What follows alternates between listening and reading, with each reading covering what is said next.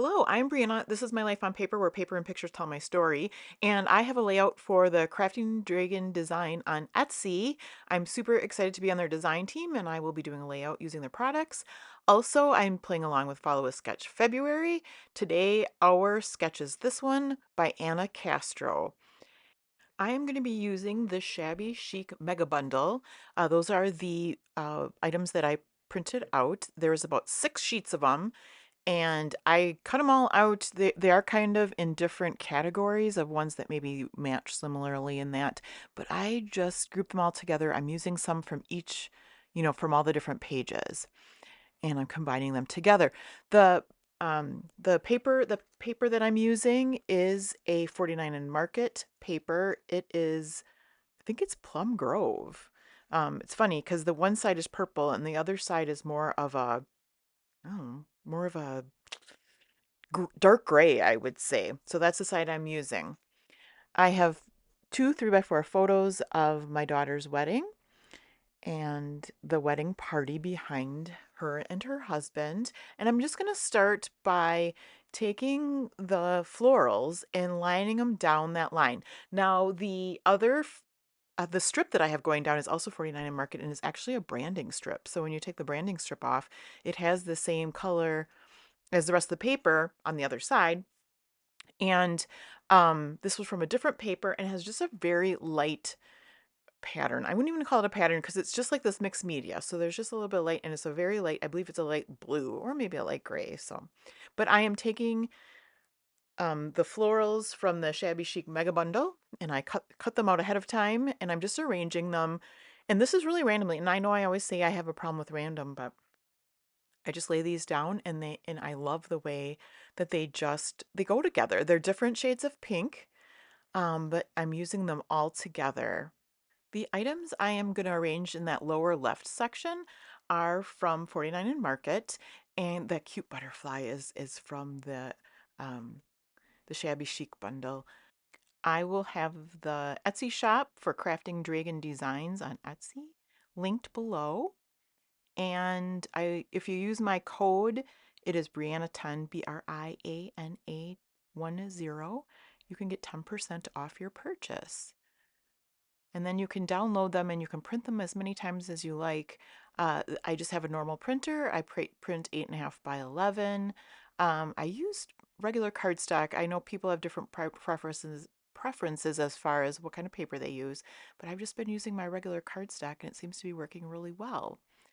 So now that I have everything down about where I want it to go, I will go and adhere things down. And I put some foam adhesive tape under some of the flowers. And it's not every other one, but it's several of them, just to kind of vary the height of things and make it more interesting. The other thing you'll see me do is use the foam adhesive tape. Oop, that flower got stuck under the adhesive tape, and then I didn't want it to go like straight down, so we're kind of messing around with it there. Okay. The other thing I do with the foam adhesive tape is to use it under the butterflies and then kind of bend the wings up. It does go into a page protector, but it still gives it a little bit of um, depth or definition on it, so I like to do that. This is the second layout that I am doing with my daughter's professional wedding photos, as well as the Shabby Chic digital designs. I'm going to have the previous video linked down below as well, so that in case you missed that and you want to see it, you can go right from that link. I will use my ATG adhesive to get the photos down. Now, when I went to tuck in the photo, I didn't have it matted. I wasn't going to mat it, but it didn't tuck in correctly. And the uh Jillian had usherettes instead of ushers, and the poor usherette was getting stuffed into the florals over there. So I did mat the photos so that it gave me a little room that I could do a little bit more tucking underneath the florals. And then once I get those under, I'm going to work on the cluster on the left-hand side as well. On the sketch, it has arrows, but you can change that up however it works for you. So this pretty floral is from the Shabby Chic collection, and it fits just perfectly there. I love that. And then the envelope behind is a 49 and Market, as well as the tab. But the rest of these pieces in the cluster are from Crafting Dragon Design. And I'm going to take my liquid glue. Um, I won't glue all the leaves down, so it kind of gives some movement or, again, some depth, but I do glue the ends and then tuck them in. And I started off just with the flower, but just the adding those extra greens um, just makes it more interesting to look at. So it's got this clipboard with some paper, and then this is kind of like a stack of papers. And I figure I could use that spot to write the date, write a couple words on, that kind of thing. Now I get out my Creative Memories ruler with the grid on it because in the sketch, they're kind of the journaling spot on the left and the photo on the right are lined up. So I wanted to try to do that, and you either go close or you go not close at all. So because I was close, I wanted to get it straight, if that makes sense. It's just like when you're trying to line up letter stickers and you either like they have to be exactly straight or you just go wonky so it looks like you did it on purpose. That's what I'm trying to do here. So I'm trying to be very straight, and I think I achieved that. All this month I've been playing along with Follow a Sketch February, and as always, I will have all that information listed below, where you can go see everybody else's take on this same sketch. I don't know if you noticed before, but I started off with that peachy butterfly being the one to overlap the florals in the center, but I then quickly decided it needed to go. I changed those two butterflies out so that the more neutral one was contrasting over the flowers, and then the peachy one that matches the flowers are off to the right hand side.